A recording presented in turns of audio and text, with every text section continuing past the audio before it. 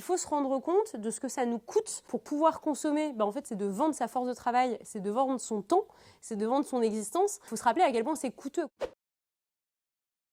La question que pose Gors, c'est si vous pouviez choisir votre temps de travail, votre durée de travail hebdomadaire, annuelle, à l'échelle d'une vie, combien d'heures voudriez-vous travailler? Gors disait qu'on est dans un système hyper rigide d'un point de vue du temps qui ne permet pas cette autogestion du temps et qui ne permet pas aussi de moduler notre temps de travail en fonction de nos besoins. Il faut se rendre compte de ce que ça nous coûte pour pouvoir consommer. En fait, c'est de vendre sa force de travail, c'est de vendre son temps, c'est de vendre son existence. Il faut se rappeler à quel point c'est coûteux. Lui, il défend cette sobriété disant rappelons-nous ce que ça nous coûte de travailler pour se payer ces trucs-là. Et rappelons-nous que travailler moins en termes de temps, mais aussi en termes de charge de travail, etc., c'est aussi être moins frustré par rapport à la consommation. En gros, ce que dit Gors, c'est que plus vous êtes frustré par vos conditions de travail, plus vous allez consommer par compensation de votre frustration.